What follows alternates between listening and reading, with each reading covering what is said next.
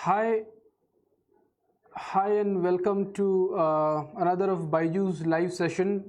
Today we are going to pick, we have already picked a topic of 12th standard, and that is electric current. Yeah, so we are going to talk about electric current in the next 20 minutes, so listen close.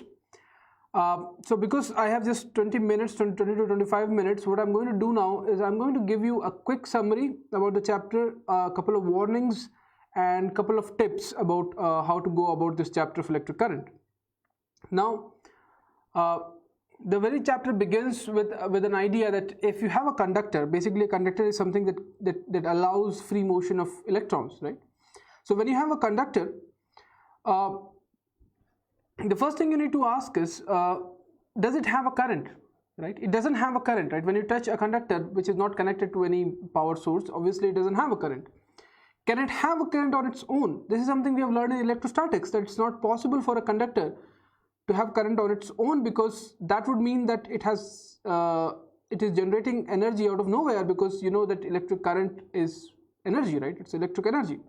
So that will violate the law of conservation of energy, and that's the reason why we were told that there cannot be an electric field inside a conductor, right? If there is an electric field inside a conductor, then it would generate electric current, and that would mean energy, and that doesn't make any sense, right?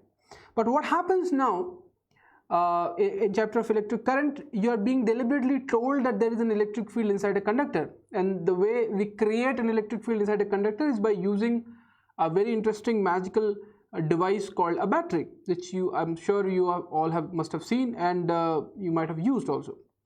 So what a battery does is, a battery creates an electric field inside a conductor. Now, in electrostatics, we learned that there cannot be an electric field inside a conductor. Now, electric current says that there is an electric field inside a conductor, which is produced by a battery. This doesn't make sense. So here I want to clarify something. When you say, and when in electrostatics we learned that there is no electric field inside a conductor, a conductor cannot have an electric field, we meant that under electrostatic conditions. Only when you have electrostatic conditions, that is no battery attached, you cannot have electric field inside a conductor. But once you have a battery attached to a conductor, you can have, because you have broken the electrostatic condition by putting a device which creates a constant potential difference, right? Now what happens? You put a battery across a conductor. That battery, what it does, it creates an electric field inside, and that electric field would apply a force on the electrons, and the electrons would start moving in one direction. Now, okay, that's clear. So the first picture about electric current which comes to our mind is, okay, so when you apply an electric field, electrons are moving, and when electrons are moving, there is electric current, because the definition of electric current is the motion of charge per unit second, right? The amount of charge moving per unit second through any surface, any cross section. But another question pops to your head, and this is like a misconception, that if you had a conductor which is not connected to a battery under electrostatic conditions, of course there was no net electric field inside, but were the electrons not moving? So the answer to that is, electrons do move even in a conductor without any potential difference across it, okay? And they move because of thermal reason, because there is temperature, and temperature makes things move. But what happens if you took a cross section? Let's say if this pen were a conductor, and if I took a cross section, it was not connected to any battery or anything. If I took a cross section, I would find that the number of electrons going in a second in this direction is equal on an average to the electrons going in the other direction. So the net charge crossing a surface would always be 0, okay? And the average speed with which the electrons move is of the order of 10 to the power of 5 meters per second. That's like moving 10,000 kilometers, or let me see it, 10,000, 1 lakh, yeah, 10 to the power 5, like 1 lakh kilometers, not 1 lakh meters in a second, right? So that's a really high speed. Now what happens once you connect a battery, a potential difference across it? It doesn't lose its random motion. Electrons are still moving very randomly, 10 to the power of 5 meters per second, right? 100 kilometers per second, that is. But along with that, it also gets a forward velocity, okay? And that forward velocity is really feeble. That forward velocity is only 10 to the power of -4 meters per second, okay? That is that's like, I think that's like a millimeter per second or something. So it's really small. Okay. Another thing is, you might wonder that once you apply an electric field inside a conductor, why do electrons move with a constant velocity? And you might have learned about this velocity is called drift velocity, right? They start moving with a constant velocity, and you know that when you apply an electric field to a charge, the charge would experience a force, and if it experiences a force, there has to be an acceleration, because that's what Newton's second law has taught us.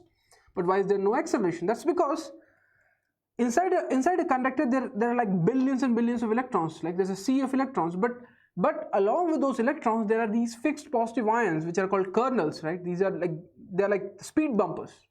So as the electrons, they want to accelerate, they want to go forward, and they want to accelerate, they want to change their velocity, increase their velocity, but what happens, they keep bumping against these kernels, these fixed positive ions, and they keep losing their momentum.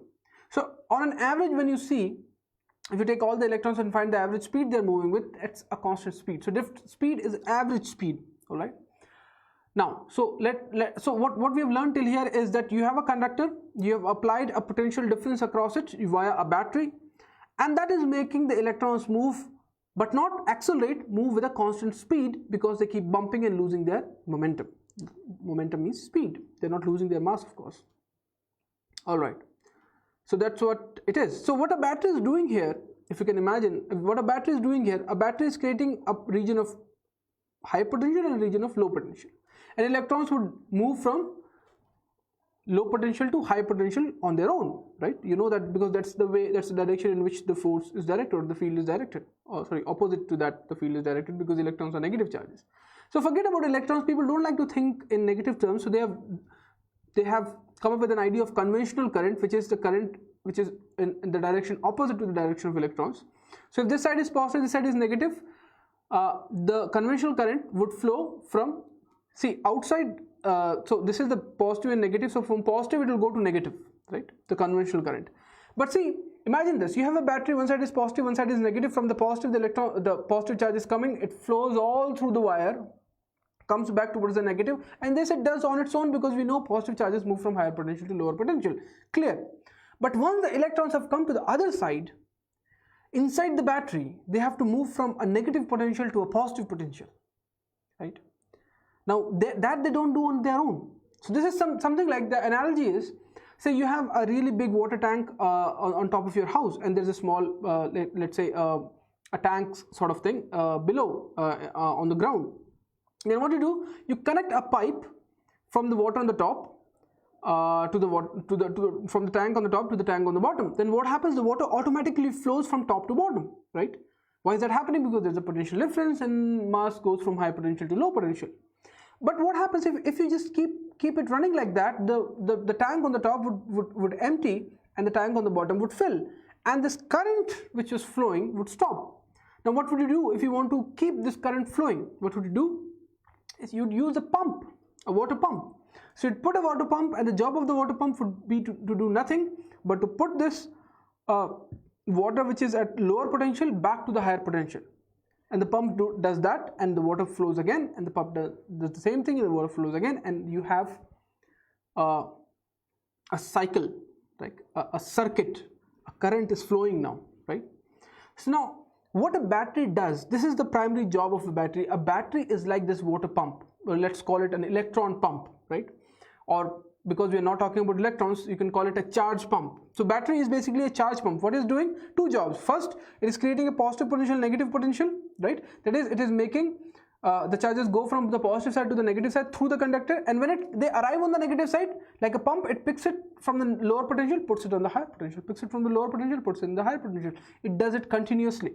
Okay, and the amount of work, because it has to do work in putting something from lower potential to higher potential, right? So the amount of work it does per unit charge, that is called as the EMF of that battery, right? The work done in moving 1 coulomb of charge, right? So W by Q, if it moves Q amount of charge. So that's what a battery does. This is the basic idea about a circuit. So these are certain things you need to know. Then when you move on a little bit more, you learn about resistance.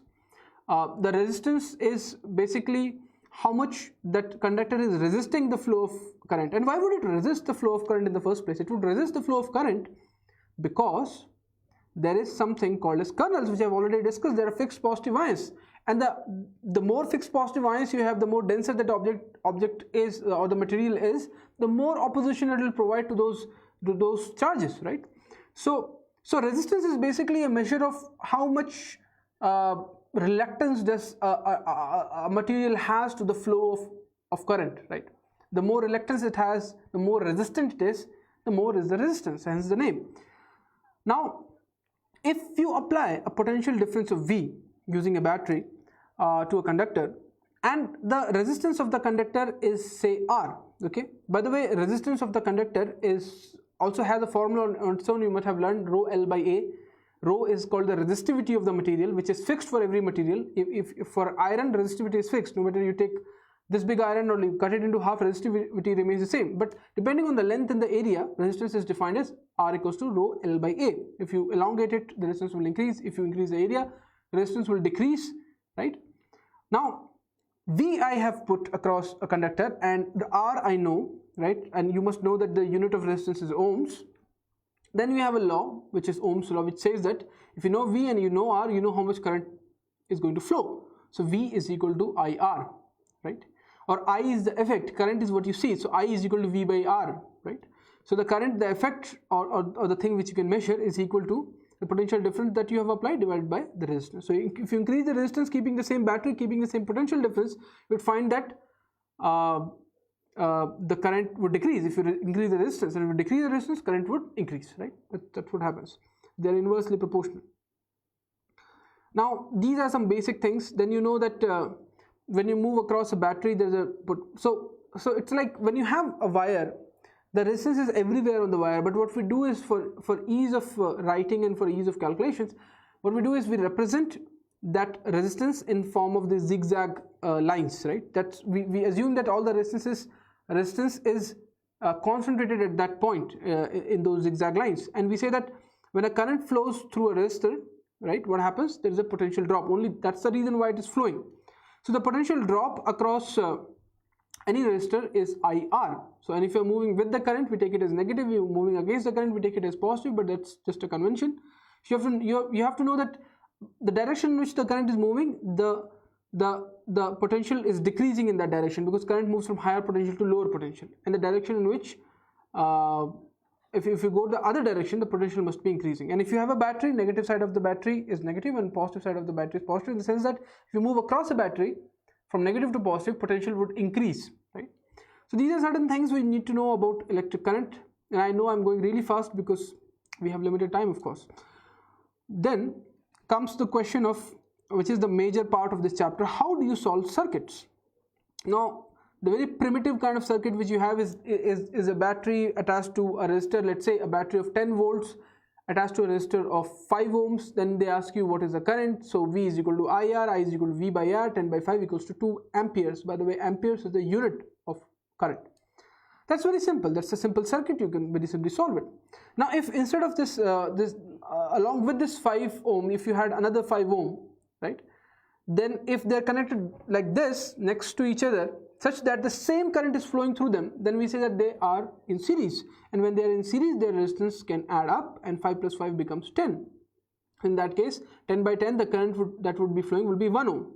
But if this 5 and the another 5 were connected in such a way that their endpoints were same, that is, they had the same potential difference across them, but obviously the current would split, so different currents flowing through them.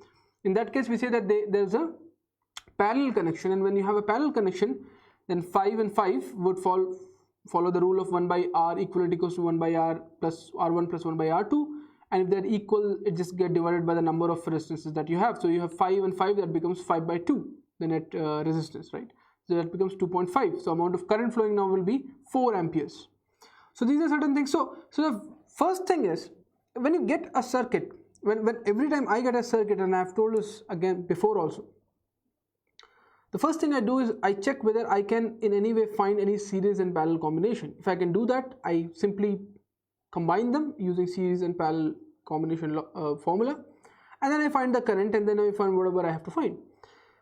First thing is this, what I check. The second thing what I check is there a Wheatstone bridge? Because if you get a complicated circuit, I find for a Wheatstone bridge. Wheatstone bridge is basically a combination of 4 resistances and if those resistances are in such a way that R1 by R2 is equal to R3 by R4, that is the ratio the same, then the potential difference between the midpoints is 0. It means that if you have a resistor in between, it's as if like it's not there, you can just remove it.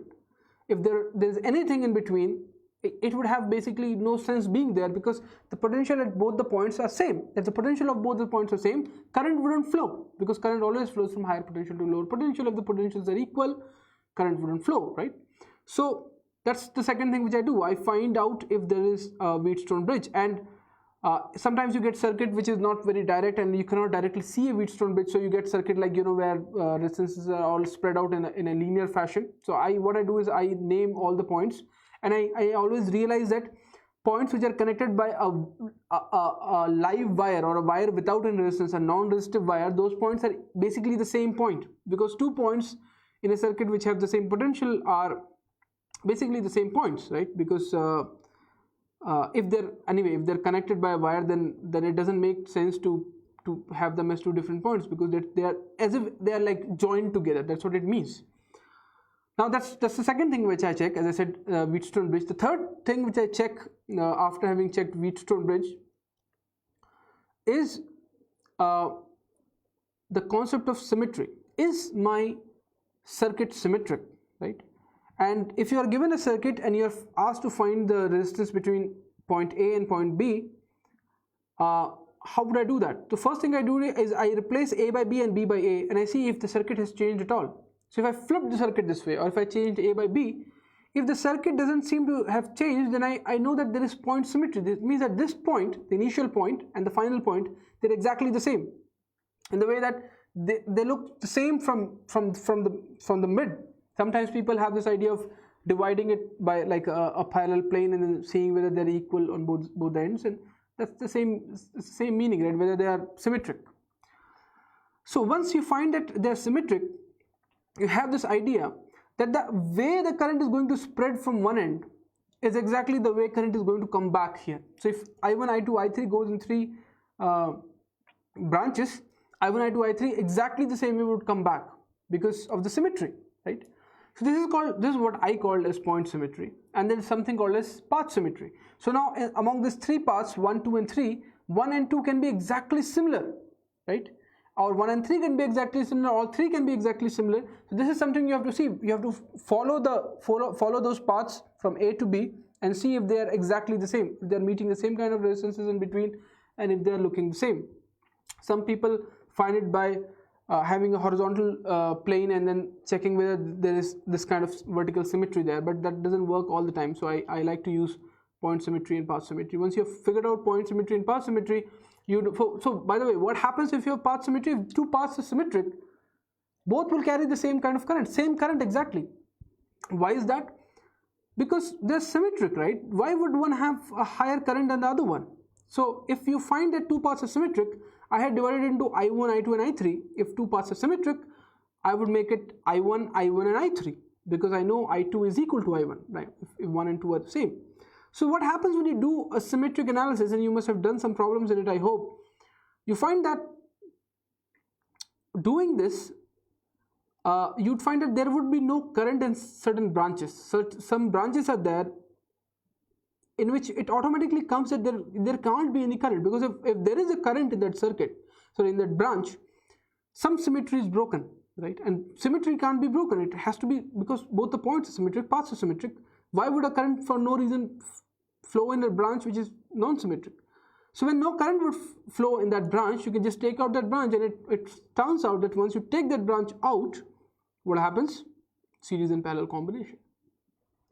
And I keep everything after having checked that whether this is a simple series parallel case, whether it's a Wheatstone case, whether it's a symmetric case, the last thing I keep to Kirchhoffs Law, right?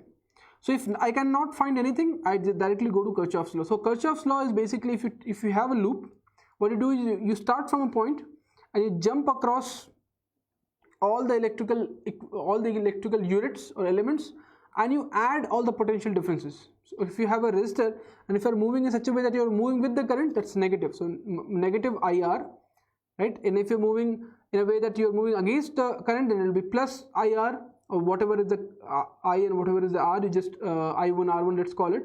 And if you are moving from negative to positive of a battery, that's positive, and positive to negative, that's negative. And the idea is that in a whole circuit, you would find that the net potential difference is equal to 0. That's what Kirchhoffs law is, and it's a consequence of the fact that the electric field which gets produced is a conservative electric field. So the net work done in any closed path will be 0. If the net work done in a closed path is 0, the net potential difference is also 0, because potential difference is related to work, right? It's work done per unit charge. So that's what I do, and that's how I solve the problems of circuits. So electric current, this chapter for me is very clear and very simple. First, I get some basic things about electric current. I don't want them to be messed up. I know that electrons move with a constant speed and all that, because they bump against all these things. And then how to solve the circuits, I just have these 4 steps. I check for this, check this, check this. If I'm not able to find any of these, then I try to apply some brains and find what is the situation there. Now again, electric current is not a so you'd know everything in theory in this chapter, but you might not still be able to solve problems because it's a chapter of practice. Okay, electrostatics on the other hand is not that practice dependent. If you're good in mechanics and you know the basic about charges and electric fields as much as your electric current, because electric current is almost like mechanics. You have to keep solving a lot of problems so that you get a feel for what kind of circuit it is, what is the battery, how the batteries add up, and all those things, right? So those are the basics of electric current. And sometimes you get these some people teach it in the beginning, some teach it later with capacitors, or maybe even later. When a capacitor is attached to a circuit, what happens, how the current decay, or how the current accumulates in the capacitor, or how it decays from the capacitor, that's something you use, again, Kirchhoffs Law to find. So Kirchhoffs Law is one of the very basic laws which we use. It's a consequence, as I told you, of the conservativeness of this electric field. But again, while solving circuits, Kirchhoffs Law is not always my first choice, and that's because I don't want to write a lot of equations, and most of the times I feel that the amount of time they give to solve a problem of any problem, in fact in any exam, is 2 to 3 minutes. So if you can solve solve a problem in less time, that's always good. So always resolve to Kirchhoffs Law in the end, unless it's just a simple circuit. They're just like, simple. Kirchhoffs Law can be applied. So that's the tips I wanted to give you about electric current. Now it's a chapter which comes immediately after electrostatics, and I would say that this is not a chapter which you should just read the theory and just move on to the next one, magnetism and all that. It's a chapter you should thoroughly practice, and this is a chapter solely dependent on practice. Different kinds of problems. You pick up HC Verma, different kinds of problem. You go through our the practice problems. There are different kinds of problems in electric current, and sometimes it's really tricky. Sometimes it's a Wheatstone Bridge, and you won't be able to figure out directly by looking. And that's the aim of a person who is setting the question paper, so that you look at the question and you're not able to figure out if it is in a Wheatstone Bridge. So there are some methods which we have discussed in our videos. So I request you to download our app and check out our videos where we have discussed all these things, how to solve the problems and all that.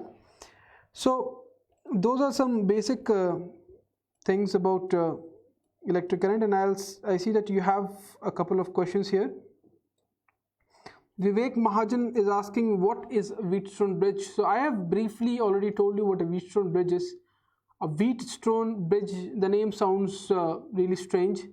Wheatstone was actually a name of a scientist. So what happens is you have 4 resistances, and if it so happens that R1 by R2 is equal to R3 by R4, then we say that this Wheatstone Bridge is balanced. Then what happens? This junction and this junction, the potential difference between them is 0. If you put a galvanometer there, you would see that there is no current flowing through them. So if there is another resistance in between, you just omit it and then just parallel series combination, right? So that's what it is. Chandan PG is asking, if I place a conductor vertically which is connected to a battery, does gravity help the electrons to flow even faster in the conductor? Good question, Chandan. Well, Newton's gravitational law tells us that force of gravity is equal to G m1 m2 by r square, right? Where here one of the m's is of course the mass of the earth. The value of the G is 6.11 10 to the power of minus 11, and the mass of an electron is 10 to the power of minus 31. That becomes 10 to the power of minus 42. Okay, 10 to the power of minus 42 is a very, very, very, very small force. So it's almost like it doesn't matter. It doesn't matter. Okay, it is there, but in front of, that's like I loan you, or I borrow from you like a million rupees or like 10 crore rupees, and then when you ask it back, I'm like, can I give you 1 rupee less? They're like, yeah, cool, man. It's like 10 crore you have borrowed, 1 rupee less doesn't matter. So that's the deal here. 10 to the power of minus 41 is very small. On the contrary, if you look at the electric force, that's 9 into 10 to the power of 9 into the charge of the electron, which is the charge of the electron is less, but electric field is very high. And so compared to gravity, it's pretty low.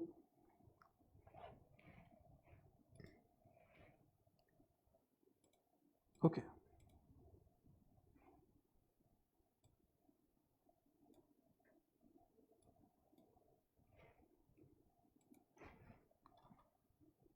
I'm looking for more questions.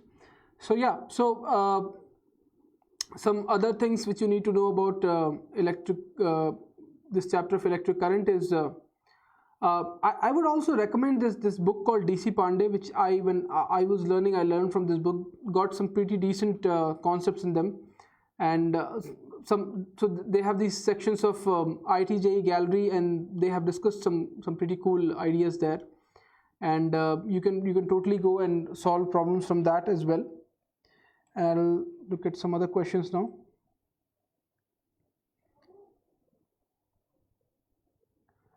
Basit is asking, why are 2 wires used to carry electricity instead of 1? Will electrons fall when we cut wire? Why are 2 wires used to carry electricity instead of 1?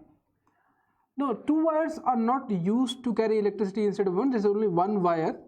But yeah, I know where you're coming from. You are coming from the fact that when you have a switch, you see that there are 2 wires, right? That's a totally different deal. There's something you learn if you go for electrical engineering. Why that happens? That happens because, see, this is like, you imagine there's a wire which is going like this. So what you have done is you have cut the wire, and your device, whatever your device is, it wants an input of the wire and an exit of the wire. So the two bars that you see in any plug, one bar is for the electrons to go in, and the other bar is for electrons to exit. So it's not 2 wires, so it's just 1 wire. And it's a good question that if you cut the wire, would the electrons fall? I don't think that they fall, but I'm not sure. It's a very good question that if you cut the wire, would the electrons would fall down. I personally don't think that they would fall down. Okay, but again, it's just something which we need to find out. And I'm sure that if you Google it and read a couple of things about it, I think there have been forums in which they would discuss this. But as far as my intuition goes, I don't think the electrons need to come out, because I know that electrons have a velocity, but that velocity is not really sufficient for them to come out, because it's very, very low, 10 to the power of minus 4 meters per second. And by that logic, even a stationary conductor has so many electrons. I mean, electron can pop out of it, but I think that the electrostatic forces of the atoms are very strong, so as not to let them come out, because the momentum which they are carrying, so for example, a ball hits a paper or let's say wall, and it comes out of the other side of the wall, right? Imagine like you have a wall, and a ball is what you're hitting on the wall, and you're asking whether the ball can come out on the other side of the wall. I mean, it's possible, but it's I don't think there's any probability of that happening, because it's really tough for the ball doesn't have enough momentum. If you throw it like really hard, if it were an iron ball or something, it might happen, but I don't think so here. Chandan PG, in which case the resistance is low when we connect copper strip to a positive terminal of the battery and zinc to the negative terminal of the battery, and connecting the both strips together, or copper connected to negative and zinc to positive. I don't think it matters, because in the end what you see is the net resistance. So if we are basically asking, you have a resistance R1 and then you have a resistance R2, the net resistance will be R1 plus R2, right? That's the resistance of copper plus the resistance of zinc because of the series combination. But there can be more refined arguments about if there is any change in the molecular level. But I don't think that the scope of what we're going to learn in 12th standard takes that into account. But as far as whatever we know, it's not going to change.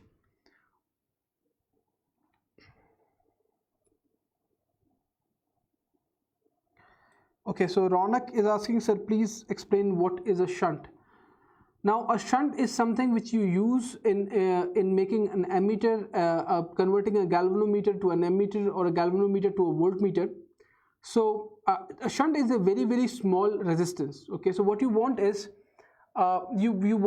so I cannot go on to you to explain the whole construction of an ammeter, but what I want you to know is that there's a really busy highway, okay, but then you create a side road to it, so that you know or a really broad road next to it, so that most of the traffic deflects from here, in the sense that you have current passing through something, you want to measure the potential difference or the current flowing, but the whole fact that the current is passing through it changes the measurement. So what you want is the current to flow through a side path and a very small portion of the current to flow through the main thing, right? That's why we use a shunt. So shunt is like a shortcut sort of thing of very low resistance. Chandan is asking, if I connect zinc wire at the end of a copper wire, does the current pass from zinc to copper? If the current passes from zinc to copper, does that mean that electrons flow from zinc to copper? Are there any chances to take chemical reactions? Okay, so this is something which happens in semiconductors, that if you place an N type of semiconductor next to a P type of semiconductor, there's a diffusion current, the electrons move, and there's a depletion region which gets created. But I have never heard if what happens when a zinc is placed in contact with copper. And I don't think that electron transfer would take place. There is no reason for them to take place, at least at the level which we are studying electric current. Okay, because this is a phenomena which happens in semiconductors. So you can extrapolate that and say that maybe in metals it happens, but to a very, very low extent. But this is something surely that happens in semiconductors, something which you'll learn at the end of your 12th standard. Okay. Increase in temperature causes increase in resistance. Does that mean people living in hot regions consume more electricity? Yes, you have really good questions, Chandan.